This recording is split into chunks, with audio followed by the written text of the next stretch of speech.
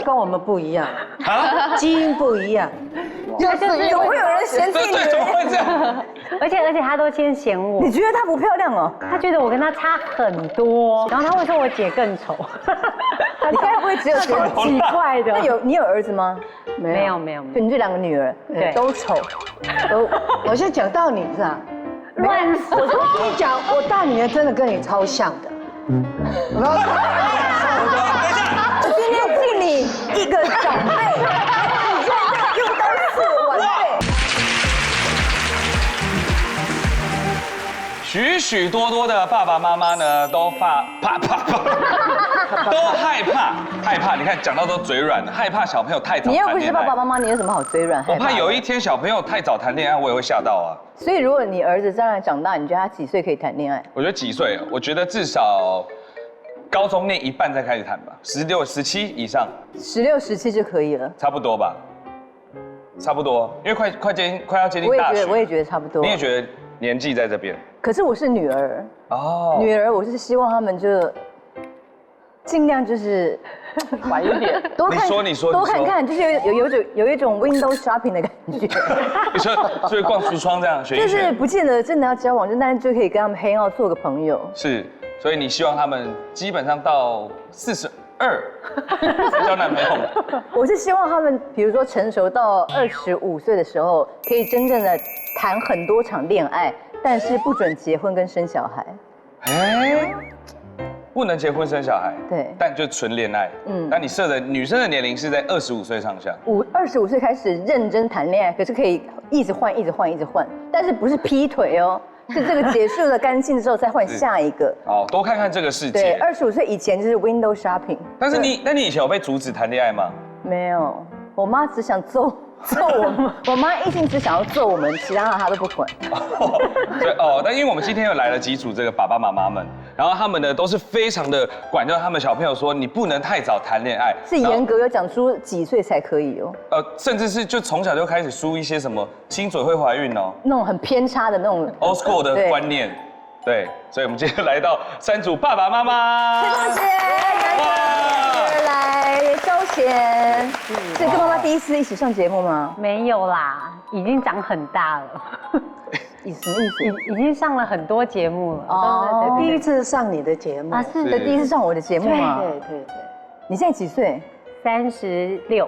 已经结婚了吧？对啊，我有一个小孩，有一个小朋友。所以这集你来要这集要我的前半段很疯狂，我妈就是那个疯狂的人，就是在讲一些很恐怖的事情，是不是？不是，她就是严格规定30岁才能谈恋爱。30？对。30哎。对。30卵子都已经渐渐少了耶。是，而且她24岁就生小孩了，凭什么叫我30岁再谈恋爱？我跟你讲，早期的妈妈都很前卫，我妈也是，就是差不多19、20就怀我大姐了。对。然后就规定，就是现在规定一堆。你们以前才叛逆，翠凤姐。你有叛逆啊？你24岁就生小孩哎。以我们的那个年代，24岁结婚是刚刚好。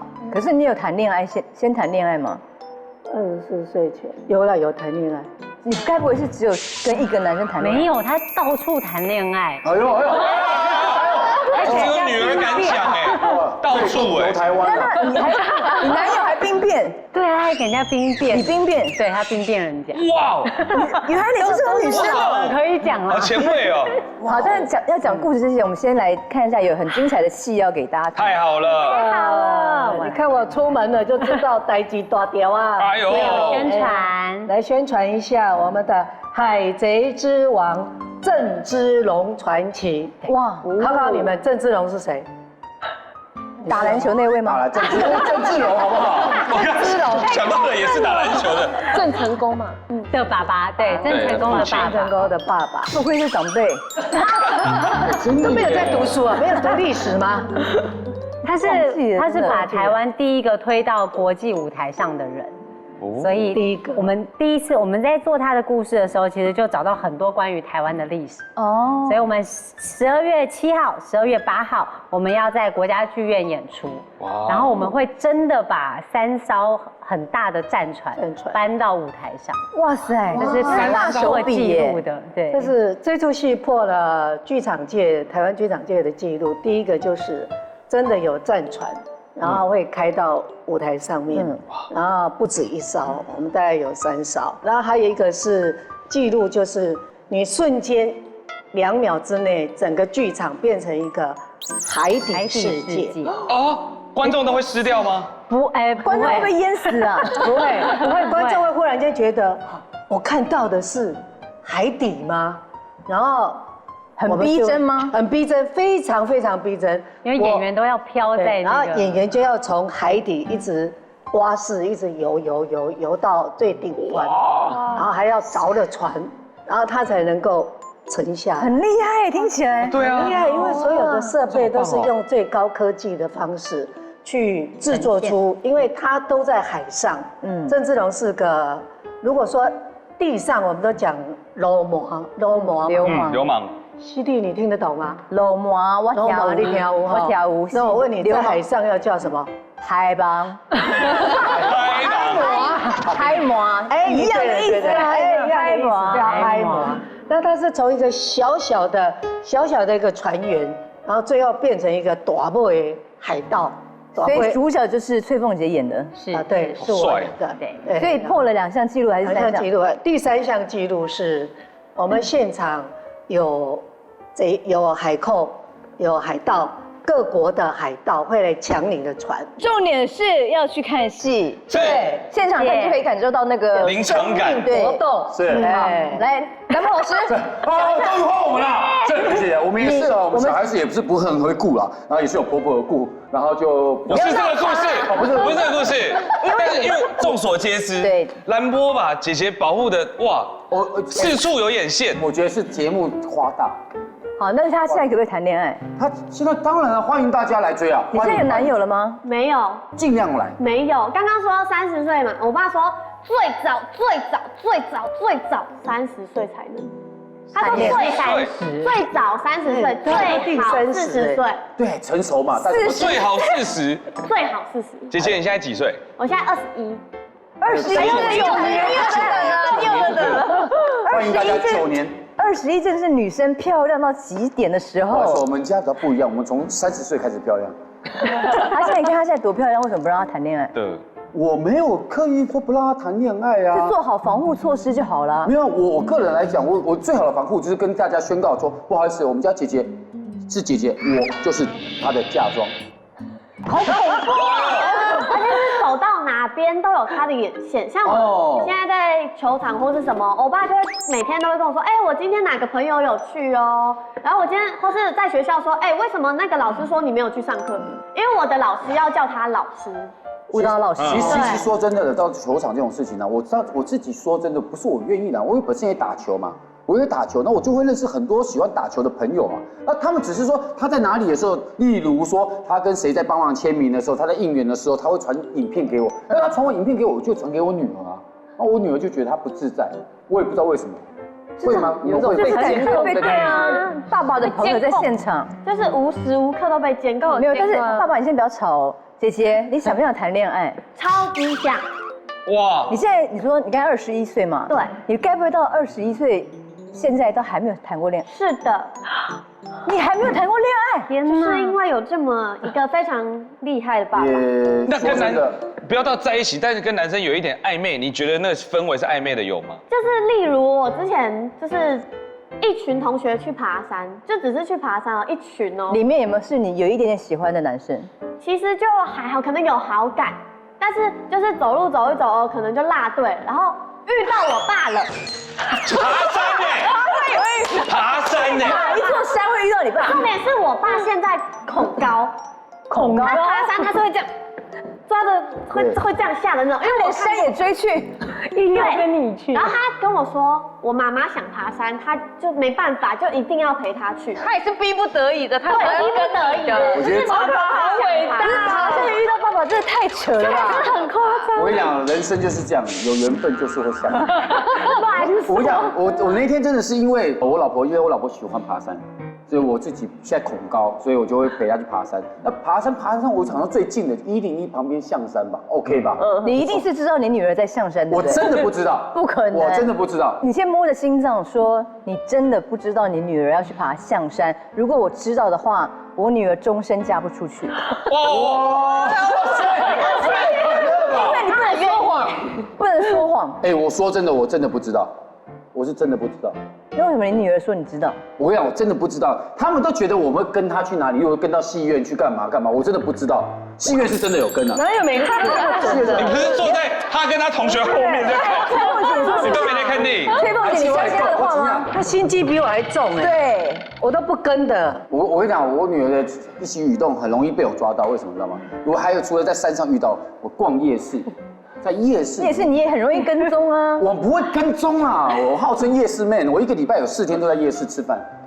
但是他那天我就觉得那天在我那个熟悉的夜市，我就看到我女儿在那边，我以为她只是去买东西，那个摊位很特别，她在那边，她说，哎，我说奇怪，你怎么买了那么久？我绕了一圈还没有走。她说我在帮同学，她在这边摆摊。我说我做 case， 你就叫你旁边站着帮我盯场都不愿意了，你在这边光天化日下热得要死，那边帮人家炒菜摆摊，很正常啊。如果是喜欢的男生，其实他是姐弟，就是他们可能家里爸爸妈妈在摆，然后姐弟，我是去帮姐姐，他一直觉得我是去帮那个男生。如果是闺蜜的话，当然是要帮忙啊。对啊，但他只看到男生。你们讲的这些，所以爬山那一次，你爸有动手吗？对那个男生，我爸就一直在走在旁边的，没有啊，走他旁边就一起爬了。就是我们比如说我跟那个男生，然后我爸就直接站在我旁边，他就跟着我们一起跟我们聊天啊，哎，今天天气真好。我会问你，那你妈呢？我妈妈就站在旁边，就是感觉像是我妈想来爬的，然后但是呢，我爸感觉更上心的感觉。所以就跟你们硬是聊起来了。对，硬是继续一直聊到山顶。我要1个人走得快，一群人走得慢，我们一起走。这不是用在这里吧？他在跟他朋友玩。所以方琦，你觉得你妈有超越那个兰坡老师吗？我不会，我是那种很慈悲的妈。没有，妈妈我觉得先让女儿讲，因为爸妈都很可怕。每组爸妈对，方琦，你先讲你妈如何控制你。因为我觉得兰坡老师感觉是那种还是很逗趣的监视，就是自己的小孩。可是我爸妈是那种他用那种威吓的那种，都跟你说哦没关系没关系，可是他一直无形当中在给你压力。从小都是还不懂事的时候，妈妈就跟我讲说，他都跟外面人讲说，哦，我对小孩很开明啊，他们大学的时候就可以谈恋爱。然后爸爸是说，哦，那个我女儿她28岁才能交男朋友，就是从小都被灌输这种观念，但我都觉得好像就是感情这种事情跟我没有关系。可是等到高中毕业要上大学的时候，我才开始发现说，就是28岁这件事情，是后来妈妈也不说大学，妈妈也说28岁，我就开始觉得28岁很远，男朋友这件事情是一件很荒唐，我感觉是一件很荒唐的事情。而且就是高中的时候就开始觉得，好像有哪些帅哥你还蛮喜欢的。他念女校，没有别的男校啊。会，可是我真的很听话，就是他们说不行，我就真的都就是纵使喜欢别人，可是都放在心里，我还不敢告诉别人那种，因为我就真的觉得说，就是我不想让他们伤心，不想让他们失望，所以我喜欢别人是 always 放在心里面。所以你就一直单恋别人。对。然后我还会跟我的朋友讲说，哎，你可不可以控制我一下，不要让我就是喜欢那个男生太明显，我怕这样会让我爸妈很失望。所以你从几岁开始暗恋男生？我幼稚园就有暗恋男生了，然后都一直压抑自己的情绪，压抑啊，因为就觉得爸妈说不能谈恋爱，没有不一样，就是跟爸妈说不行，就觉得那就不行，就是他们讲的是对的，他们的那个话是那种圣旨的感觉。然后我曾经在国中的时候，就是也有喜欢一个男生，是喜欢3年，就国中3年都喜欢他。然后国中不是大家都那时候都会传什么小纸条，对，我就跟我一个很好的朋友，就是传小纸条说，哎，这个男生啊，今天对我笑啦，什么什么，我们2个在谈心事这种。然后我那个朋友就回给我，然后我那天放学回到家的时候，我就把那个纸条放在口袋，我忘记我做什么事情，我就这样盘腿坐，然后那个信就有点这样超出我的口袋这样子。爸爸刚好从我旁边经过，他就直接这样抽出来那张纸条，怎么是他完全问都不会这样抽出来。我一看到的那一刹那，我真的觉得天啊，我的心脏要从那个嘴巴这样吐出来，感觉我超级紧张。然后爸爸就这样在我旁边就这样看完之后，然后就面色铁青的把那个信这样自己收在自己的口袋，一句话都不讲就离开了。这样没有揍你吗？没有，他们可能觉得我长大，他们想改变。晚上呢，妈妈回到家之后，爸爸就把这件事情跟妈妈讲，妈妈就把我带在一个房间，门关起来，一个密室的对谈。然后开头第一话就跟我讲什么？琪琪啊，你这样真的让妈妈很痛心，你知道吗？痛心，只是小纸条而已，我真的没有夸张。他这样跟我，他就说，妈妈不是跟你说过，大学前不要交男朋友吗？你怎么可以这样子？那我就很百口莫辩，我就说我没有，这个男生甚至不知道我喜欢他，我就只是在跟我的同学在讲这件事情，他就打断我说，你不要跟我说这些。妈妈也年轻过，妈妈不知道你们在做什么，不要骗我！哇，绕资历，我就在跟我讲半天，然后还有就说好，妈妈，我没有做让你们失望的事情，我就只是喜欢这个男生，我在跟同学就是我们两个在讲这个事情而已，我没有让你们失望。他说好，千万不要做这件事情，你会后悔的。我以前都会跟他讲，我觉得当然我的小孩谈恋爱是正常，我就觉得最适合的年纪是大学，因为你国中要考高中，高中要考大学，你都不能好好去经营你的感情，而且在高中的阶段正在抽正在长，你也不知道这个人以后是不是180，搞不好他就是160，对不对？不会怎么样，他现在也不算不错吧？优秀。如果我女儿可是他是152啊，我就欧趴152哎。我 OK， 他会疼惜女孩子，看得出来，这种是 OK 的。就是你到大学再来谈恋爱，第一个你没有所谓的你要在升学要考学校的那个压力，我懂。然后过了高中这个年龄，就是发育心智上也比较成熟，也比较不会有那种什么始乱终弃的那种事情发生。男生女生也都比较懂事。可是佑南姐，请问你第一次谈恋爱是几岁？你想不起来太久了。没有，也是高中快毕业那时候吧。高中快毕业的时候，那也还是不到大学啊。而且他虽然跟我们说大学，但是其实他真的希望我们家3个小孩永远都不要谈恋爱。就是他们讲是这样讲，哥哥就是上大学的时候交了一个女朋友嘛，就大家知道，然后就是回来就是因为我们大家感情很好，我们都会抱抱干嘛，然后妈妈我就真的亲耳听到妈妈跟哥哥讲说，你抱过你女朋友，不要抱我。哎呦，哇，吃这种醋。为什么？没有，因为我还没有做好心理准备，他有女朋友了。然后那他带回家给你看吗？没有，就是他跟他女朋友好像分手还是怎么样，然后他很难过。有一天凌晨，他打电话给我，他躲在楼上哭。我问他在哪，他说他在顶楼在哭，我还跑上去找他。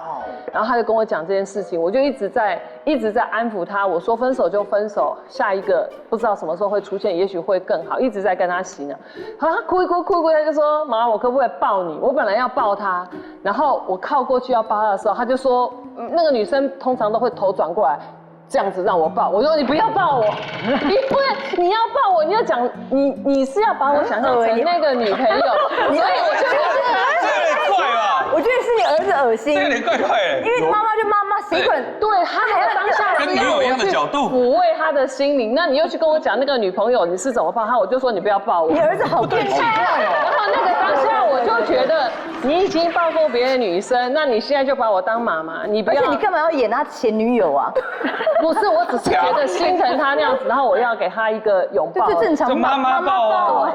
然后我觉得他还要头要这样子，哎呀，还要角度这样子角度，妈妈瞧一下这样子角度，不舒服哦。所以我也要跟他们心理建设，因为我也在害怕，如果你们有这么 close， 会不会来不及踩刹车？那后面的问题你有没有能力去承担？所以我都一直跟他们教育。像我就跟琪琪讲，我说你是不是最怕他们不小心怀孕？我真的很怕，我刚刚才在跟凤姐聊天，我说我很怕有一天我的小孩回来跟我说啊，我怀孕了，我要结婚，不管是男生女生，我应该都没办法接受。可是你现在最大小孩几岁？30岁。你30，你谈对，你还没结婚，还没。有没有男朋友？有朋友，像有男朋友，这什么分方说法？叫有朋友啦，谁没有朋友？哎呦，有朋友啦。你30岁。他刚刚讲说他是姐姐的嫁妆，他会跟他讲这句话，但我会跟他讲的是另外一句话，我会建议你现在30岁，你可以先去冻卵，真的不用急。大家可以谈恋爱吧？可以，当然可以。那你刚才干嘛不承认他有男友？男朋友我觉得是有啊，她现在有男朋友是正常啊，而且，但我觉得是可以在不用那么急着往我就是要结婚的，没有那么快了。你也没有想要结婚吧，方琦？我会想要结婚，可是跟这个男朋友吗？就是有机会的话是觉得很不错，可是我就会觉得我不太敢跟爸爸妈妈讲这种事情，因为我觉得他感觉你男友该不会已经跟你求婚了吧？没有吧？应该没有。就我会觉得爸爸妈妈很容易就是小题大做，我就会觉得，就变成说我有感觉。这个该不会是你第一个男朋友吧？哦，不是，就是我会觉得我很多事情不太敢跟他们讲，就像搞不好妈都不知道我交过几个男朋友，就是我觉得他让我觉得太恐慌。你看才就是哥哥那样的事情，他就会那么激动，反应那么大，然后像我那个小纸条的事情，就会让他反应这么大，我就会觉得我。所以方琦讲真的，你其实交过几个男朋友？3个。但是现在这个你就觉得要往结婚为前提的方向慢慢走，有机会的话，好看看。机会的话，有机会的话我觉得慢慢来了，他也没有压力呀。因为我觉得女生宁愿晚婚，也不要早结过婚。其实我觉得就狠一点，就不要结婚就对了。你要怎么跟男朋友谈恋爱都可以。我认为她会是一个恋爱脑的女生啊，所以不要那么急着，就是一头要往结婚。小姐不犀利的 YouTube 居然开放会员了，只要加入会员的话，就可以得到我们的专属徽章，还有机会可以来看小姐不犀利的现场录影哦。只是还有机会而已，还有机会而已。反正就有可能。可怕的一定要最后讲。哎呦，大魔王，恐怖了，恐怖了。所以昭琪的妈妈有多恐怖？她就是自己24岁就生小孩，而且你不是说她前面乱谈恋爱一堆？对啊，超多荒谬的故事。然后她就一直跟我们说，人家长得漂亮，颜值好，所以人家男朋友就很多。现在换我。那你女儿颜值也很好啊。No， 那跟我们不一样，基因不一样。就是有会有人嫌自己女儿？怎么会这样？而且她都先嫌我。你觉得她不漂亮哦？她觉得我跟她差很多，很多。不是，而且居然不是有一个反转，对，没有就停在这，没有。还确定这样？我没有这种妈妈啦。然后她会说我姐更丑。你该不会只有超奇怪的？那你有儿子吗？没有。就你这2个女儿，对，都丑，我先讲到你是吧？乱说。我跟你讲，我大女儿真的跟你超像的。等一下，重点是他说大女儿是丑的，对，所以你他大女儿跟你很像。哇，今天你不要再解释。我今天敬你一个长辈，你现在又当是晚辈，哇，你这个竟然差得很深。后面有，你听我讲，有反转来了，反转来了。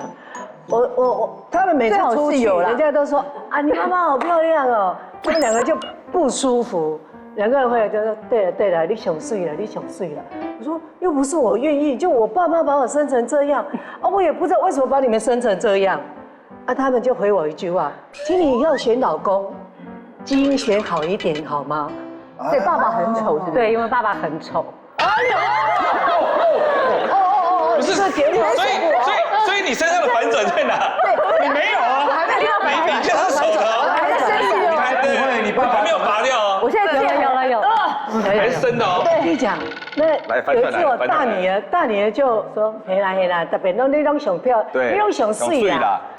所以有一次我就跟她讲，你没发现吗？你们这种美，居然能够出名，而且很有名，就是那个小 S。你没有发现你的脸跟她长得很像哇？感觉要反转不反转了，人家都可以，我们转上人家都可以。什么叫做你们这种脸？什么叫做你们这种脸？竟然你们这种是什么脸？国际美女。不是，就我姐脸也很小，然后尖尖的这样。对比较尖。你想讲什么？又讲厚道是不是？对呀，我哪有厚道啊？走心了。崔凤姐，我哪有厚道？没有，你把话讲清楚。现在没有，刚出道有，现在没有了。刚出道是龅牙，不是厚道。对啊，因为你们后来我女儿我也是让她赶快去。本人看到我本人现在漂不漂亮？睡呀。超美，越来越美啊！我说美女人就是你，别看她刚开始很深色，可是你如果历经了人生的经历，然后你的智慧越来越高，你的面相就越来越不一样。我妈的词汇已经快没了。越来越好了好了，没关系，还有长辈讲什么都可以。智慧。当时你说你妈妈是里面最恐怖的吗？乱讲，我听起来是她最恐怖。他就是给你压力很大，然后也是关小黑房，就是关到房间里，然后就是把你说一句话就把你说到哭。这个男的我不同意，哇，然后他就会把你这么快啊？对。但是你敢跟妈妈讲说你有喜欢的男生哦？有我就很叛逆哎，我也是，妈妈就说第一次谈恋爱是几岁？17岁。你看吧，你看吧，17岁就给我谈恋爱。对，我应该是里面最叛逆的耶。然后中间都没有。17岁你们两位应该都会抓狂吧？我没有办法接受。不会啊，你到底懂什么？对，是要慢慢来才会懂嘛。对啊。我就是跟我讲，一定要多交几个。我说哈，多交几个。我们是做传统事业的，我们是教人家伦理道德。你不要教人家多交几个男朋友，不是多认识，对啊，多认识。你一个就认定，然后殊不知他竟然是个酒鬼或渣男，就很恐怖。对啊，是。所以他的方法，你说你妈妈很恐怖，可是你却17岁就谈恋爱，那你也不怕你妈？我就是一直争吵啊，然后因为他有我们从到30岁还有门禁，他都骗我，一定要晚上10点一定要回家。哇哦！所以呢，我就跟我姐姐有很好的默契。是从幼稚园就10点。9点一直到，而且我要到结婚订婚，他们才让我出门过夜，就是真的订婚才能过夜。对，当然啦，你没有订婚，你去外面过夜就可以嘞。所以我们想到的，所以我们想到的办法，对啊，年轻人说妈妈好可爱，试婚呐，我不能接受，我也不能，我们干嘛不能接受？我说好，纵使我跟你爸爸接受了。可是我们那个大家族，人家不会接受。我说我必须，你们家族很大是不是？家族很大。我说我们必须扛着这个家族的招牌，然后哪一天人家说出去，哦，说这种咋个就找了那试婚啊，哇，才不会有人管你。人家那试婚的意思就是同居嘛。对，我说没有，我根本没有，我只是要就是跨年。我也反对同居，他就是跨年要出去，只是跨年过个夜而已，而且不是有男有女。对。但我们后来想到的办法就是，我们10点回家，然后凌晨3点再偷跑出去。打窗户还是有办法的。我跟小 S 姐讲，一定小孩子就不要管太严。你一定要就是放他出去，不要给他们门禁，因为你永远不知道你家的铁门什么时候会被用坏。但是我们家是没有门禁的，但是我爸会坐在客厅等到你回家。他就是门禁本，跟我妈一样。大家报告说，我不是门禁，我是门挡。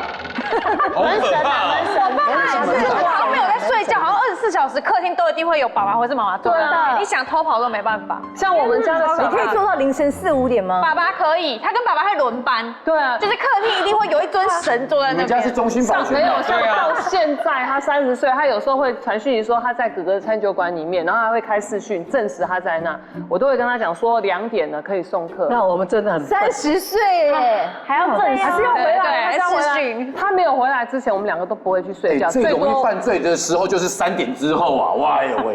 我那时候为什么都没有想到这样呢？叫他开视讯给我看呢？我就相信他，因为我有啦，他表面上就是很乖，所以我觉得他不可能会忤逆妈妈，不可能，因为我的教育才知道后来失败的。所以阿纪啊，他都骗我。你敢不敢想他是几岁的时候第一次跟男生发生亲密行为？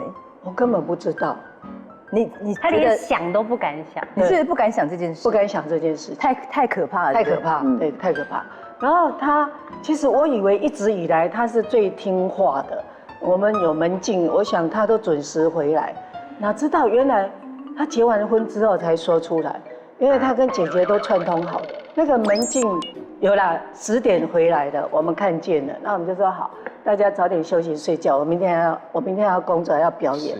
我就很放心的睡，哪知道半夜有听到声音，然后原来是他出去，可是你同时又会听到一个马桶的声音，你听那么仔细哦，因为我很容易就被吵醒，马桶声要 cover 门声，对，那想法，我听到门声，要 at the same time 呢，为什么有马桶的声音啊？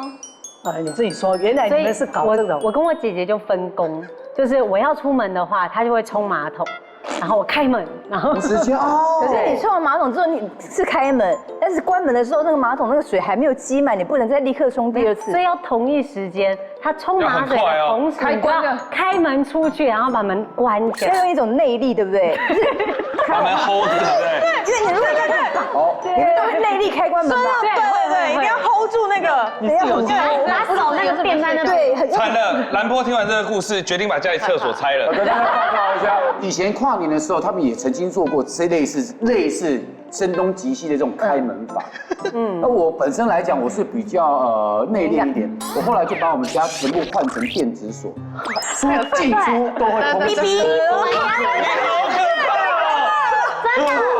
超高一尺，魔高一丈。你只要一开门，他就会告诉你哪一个家有打开门，哪一个时候有关门。你手机会响吗？会，每一个人的家庭，你干嘛跟大家讲这种东西啊？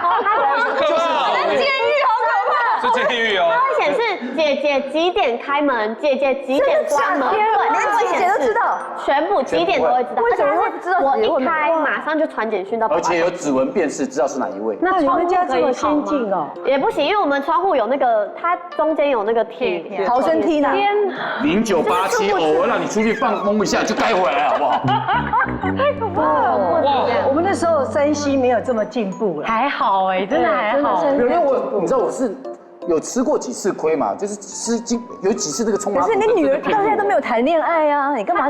他都会说他也年轻过，他都知道我们在干嘛，对不对？全套就说我也年轻过，不要以为我不知道你们在想什么。你们的小动作，对。那为什么你们年轻的时候可以这么那个叛逆？然后我们就是走错路了嘛。你哪有走错？你还是生了一个那么漂亮的小孩。对，这倒是真的。好，我们既然都对小孩有这么多严格的限制或什么的，是，身为家长的你们，难道不觉得自己也要好好顾一下自己吗？我要说一件事情，就是因为他慢慢长大之后，开始我们一起，比方说上通告也好，或者出去，我就会常听到一句话：哎，你们两个像姐妹，不像母女。我超开心的，因为我把孩子养大了，就是我们两个的步调可以磨合在一起，我是开心的。但是就是我们一直在照顾孩子的过程当中，focus 都在家庭在孩子身上，可是就没有摆在自己身上。可能自己的身体状况没有顾好，或者是说保养没有做好，你就会发觉，哎，那个距离就会出来。我觉得我们有一次一起出去，其实那天是开心的，可是那天可能就是自己头发什么没有弄得很 OK， 就觉得那天不美。然后出去的时候，他朋友就说：“你惹你妈生气，你妈脸好臭。”然后我就觉得我们两个没有，为什么我脸好臭？他会这样说我，我还照镜子。但我那天照镜子，我不喜欢我自己，我不开心的原因是因为我那一天发现我头发怎么弄都弄不好，然后头发整个发际线往后。我可以跟你们分享我那个很丑的照片。你看我的额头已经秃到那个样子，因为我第一个我跟你说，我以前拍古装戏常常会勒，这个凤姐就知道嘛，拍古装头发会勒，拉人家下水啊？不是，我要知道我要到这里要勒头发，就是我们会勒头发，然后或者是说因为年纪增长之后发量慢慢变少，就是发际线这边越来越高，越来越高，你就会觉得自己很不开心。然后我就觉得说，我跟他为了这种事情争吵，我会不舒服。你知道，我从来不戴帽子的，我开始买那个帽子戴着头发，然后就觉得说，有时候这样一戴，什么大家不会发现。可是呢，这个小姐前一天准备她自己东西的时候，她没有讲，她到要出门的时候才跟我说，妈妈，你哪一顶帽子借我？我今天想要戴帽子。可是她讲的那一顶就是我配好我今天服装的帽子。那我是要借他还是不借他？我不借他，他就会觉得，哎妈，你那么多帽子，借我一顶会怎么样？可是我觉得这一顶是今天可以 cover 我所有问题的帽子，我们就开始不愉快。然后我就跟雨安讲说，我跟我女儿最近常常吵架，她问我为什么，我就跟她讲说，就是因为我发觉我这个发际线越来越少，每次为了这个问题就会不愉快。后来她来跟我分享一个非常好、非常有用的那个日本知名的养发的小法宝。头发会慢慢增生吗？对，而且你知道那个东西我用了一段时间，而且最重要的一件事情是我不用去什么设计师、什么芳疗师，我自己在家处理，我就可以把我担心的事情去搞定。对，若兰姐今天头发特别的蓬松哎。是的，你看哦，我可以这样子，我可以炫耀给你们看。哇，就是头发很多啊。对，而且这边感觉也很多哎。是的，我刚给你们看我那个头发发量很少的时候，但现在你们可以看我这个完全不一样哎。这边哦，还有这里都是新长出来的。对，好像有胎毛哎，像胎毛的感觉，就是这个。就是这个好东西让我的心情变好了，所以我今天呢就可以带这个小法宝来跟大家分享。哇，今天就是要跟大家分享这个我带来的这个健发小绿瓶。哦，对，我跟你们说，像在日本啊，所有的只要听到说跟头皮保养有关的，或者是说女性很在意的头发保护的问题的话，大家都一定会知道这个日本女性销售第一的养发液。我盖子打开，对不对？它是滴不出来的。它滴不出来。那它怎么用？那要怎么？对，很简单，这个是假装是我的头皮，然后它这样子接触到我的头皮。轻轻的点压，对，然后所以就不会乱流这样。对。但是我要跟大家讲的是，当你在头皮上点的，你稍微倾斜一点点，然后倾斜一点点，它才会往后流，不会往前。然后在头皮上说，你只要用你的手指头轻轻的按压，去帮它按摩一下，它非常好吸收。你看。它是清爽，也不会黏黏的这样。那在这个时候，你会想说会不会很油腻，会不会不舒服？我可以做一个实验，这个是吸油面纸，对，直接拿上来，可以，对，可以打开给你看，没有任何的不油哦，对，完全没有任何的油，所以基本上它在你的头皮上的时候是很快就按压吸收，有点凉感觉很清爽，对，舒服。像台湾的天气潮湿闷热啊，就是要让它清爽度够，你才可以天天的去使用，而且它的那个味道是。一点点淡淡的草本味，那我为什么喜欢它呢？我先跟大家分享，它可以很有效的对抗头皮老化。那头皮健康的时候，它就可以养护你的发根了嘛。那养护发根的时候，它就拔得住你的头发，不会很容易断裂，不会很容易倒塌。然后呢，你就会发现你的头发是丰盈的，有没有？我可以再用一次，像平常洗完头的时候很简单，就这样子，稍微有点倾斜，然后点压，然后就这样手指头这样搓，搓。其实它很快就吸收，所以大概多久会出现效果啊？我不骗你，我1个月的时候我就很开心，我就立刻甩掉帽子了。我现在不用戴帽子啊，对，而且你看我现在我头发可以这样拨，哇哟，发量很多哎。而且发质好好哦，真的，我不骗你。当你这边好的时候，你当然不可能只用前面这一点点的发际线嘛，你整个头皮都要照顾。他们花了14年去研究，终于找到了一个非常厉害的成分，叫做铜叶萃取精华，它就是可以有效的对抗头皮的老化。然后呢，它可以滋润，它还有一个特制的白桑根萃取。那白桑根萃取呢，它也是可以保护头皮的营养。那还有一个强效的玻尿酸。哎呦，这个强效玻尿酸它是一般玻尿酸的2倍，所以你在滋润头皮、养护头皮的时候是非常有感的。祛湿法也可以用。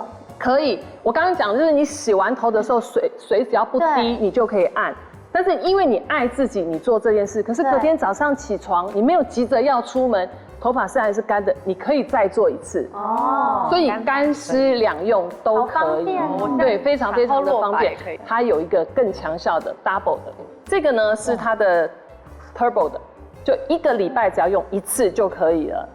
那看起来很厉害，这个。对，我跟你讲，这个头皮精华呢，你只要把它打开之后，我建议大家这个一次就把它用完，你整张头皮都可以点上去，然后轻轻的做按压，因为它会有一点点凉，跟这个比起来，它有多了一点点凉凉的成分，可是效果是真的，你自己可以感受得到。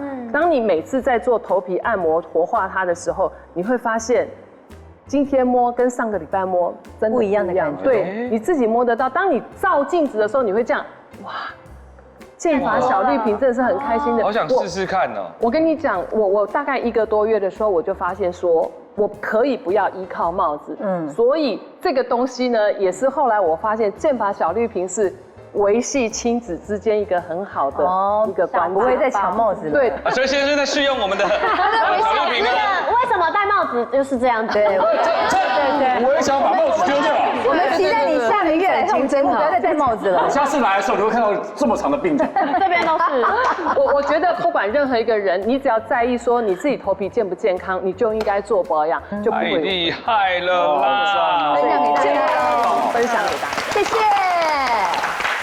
对，刚刚听完这些，有没有觉得？Tiffany，你自己是妈妈？没有，但我真的是所有爸妈的噩梦。我小时候，就是我很猛，就是我有翘家过。更猛的是，我那时候带了一个刺青回来，然后刺青也是你爸妈会疯掉的事吗？会疯掉，而且是刺对方的。等一下，在很显眼的位置吗 ，Tiffany？就在这，而且现在至今还有。你有把它修成别的图案吗？我有尝试，你可以给我们看吗？是什么？就是对方的名字。我看是什么名字啊？已经用我镭射，可是因为镭射超痛，它是有一个星星，上面又有2个，是 T 跟个那个不想讲 PP 吗 ？PP 对，可是我是 Tiffany 啊。Peter 不是劈腿，对，反正就是 Philip， Patrick， 反正就是对，反正很重要。然后我现在是很可以把它弄成别的图案盖住。不行，它会变更大，可是我不想要更大。然后镭射真的剧痛，就像那种火烧的电锯在刮你的皮肤，有听说。所以我真的2次，我就现在就这样，我就算了，我偶尔就是戴个手环把它盖住。可是我就在想，就感觉好像是你脑中还有残留的 P somewhere。但我们也其实在一起不到1年。那时候，但是因为男生已经刺了一个很大的我的名字在手臂，他也刺，他就是 T 跟他也是，对，我们一样，所以他应该我不知道那男生怎么样，那他应该就比你惨吧？对，老婆看到直接就把那只手就砍了，可以把它换成别的图案。改图了，台配。对，我现在就跟我小孩说是台北，我 I'm from 台北这样。然后我也是因为现在自己是妈妈，我就想说。这怎么办？因为我也生了。以后叫你小孩不可以刺青，知道吗？不要刺男朋友的名字。对，我就说你看妈妈的教训，这样。对，对，我小时候非常。可是我觉得 Rita 应该也是叛逆的吧？非常叛逆，但是我爸妈各自有各自很厉害的地方。比如说像我爸，他是军人家庭长大的小孩，所以他用军事教育在管我们。然后我妈的话是因为我国中被逼去念女校，然后妈妈也是会在门口蹲点，然后就是接我，不让我接触任何蹲点。你说真的蹲在那边抽烟？这个在蹲人的好不好？然后可是我高中嘛，就有男生啦，我想说 yes， 我一定要大谈恋爱，然后就真的有偷偷交。然后有一次就是男生送我回家嘛，就在捷运站，就是上演那些18相送啊，然后 kiss goodbye。然后在亲的时候，我就发现余光为什么看到一个人一直在看我。那我就回头发现，那个人居然是我妈。对，就很像兰波老师那样。对，然后我妈看到我跟他对眼哦，她就说：“叉叉，你给我过来！”然后就直接在捷运站暴骂我们2个，大声的暴骂。对，全部的人都在看我。对，他知道那个男生，他认识吗？不认识，他就骂那个男生。叫过来一起骂。对，他说。可是因为你们已经有肢体碰触了嘛，那时候。就在 kiss。对。哦，对。然后就骂我说我怎么这么不检点啊？怎么在捷运站这样？然后骂男生说你不是应该去念书吗？因为捷运站禁止饮食，你们知道？不能吃。不能吃到口水。你会被逮捕。对。然后我以为这样就完了，结果回到家，他叫我立刻下跪在他前面，然后暴打我巴掌。几巴掌？我有数，因为我那时候就很叛逆，我就数给我妈听，想说她应该会心软，没有，她打15个。我脸都肿了，我想说这样是真的用力打吗？超用力。有没有耳鸣？我真的有耳鸣。然后那是他第1次，唯一一次就是这么大力的打我，以前就是小小的打。那你还敢跟那个男生联络吗？后来有，然后后来要联络，就偷偷出去，因为其实我觉得越禁止就会越好奇。没错。然后我发现每一次为什么出去，我妈就会问我说：“你刚刚跟我说你要去念书，可是你应该是去看电影吧？”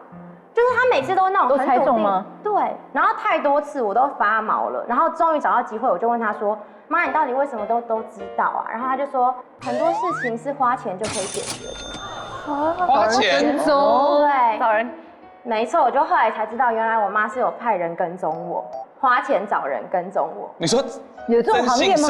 对，这件事是用来抓奸的是吗？怎么会有抓自己孩子的问题？真的，我在高中的时候，我妈超怕我就是走偏，然后被男生骗，所以她就因为我妈曾经也是交蛮多男朋友的，你说跟崔凤姐一样，小输一点，小输崔凤姐一点，对，所以她也怕你。崔凤姐曾经走偏过啊。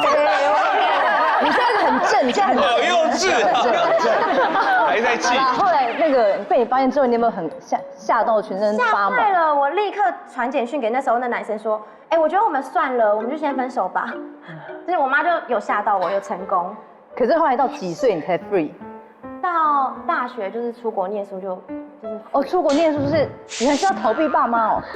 没有，就是去学习，去深造。真的吗？你现在开始担心了，对不对？对，因为我每次都说女儿啊，你还好吗？怎么都消失，就是2、3天都没有传简讯，或是也不会send照片。然后他就会一次来个6张，然后每一张都是这样大自拍，然后就是有男有女，然后都是感觉是在 party， 还是虽然说我讲到的事他会生气。之前我小时候会，就是我妈也会问，我会预先拍好照片，然后我妈问的时候，我真的不敢这样，我好厉害，我不敢这样，不能讲出来了。哦，对不起。那我知道我现在说的那些健康的照片是怎么回事了。多健康的照片。健康的照片。对，我说多健康。运动啊，练舞。跟一群人在吃早餐啊，然后跟大家拍东西啊，上课在教室里面啊。哦。没有啦，莫老师。那我们家算有用心，他有换衣服啦。哦，请你们不要随便给观众一些错误的观念，比如说假照片以及换高科技的门锁，到时候万一那个没电了或什么，小孩进不进家门怎么办？你不用担心，我就是门挡。好可怕！对，好可怕。这一集欢乐吗？我不知道，有够黑暗的。可是这样就刚好有一个平衡点啦，就是你看，你真的是家人会很想防小孩，而小孩又很想防大人。如果两边都说开，搞不好就不会说什么不敢分享、不愿意分享，要用偷偷的来，对不对？啊，如果小孩跟大人都同时有空的话，还可以去看新戏，对不对？对。然后就是解放你们的压力的话，想要看人家被踹，赶快去看。不一定每一场都有踹到哦。对，要看你们那个运气怎么样。踹到的那个就是他女婿哦。海贼之王郑芝龙传奇12月7号、12月8号，总共有3场在国家戏剧院。对，谢谢。好，谢谢。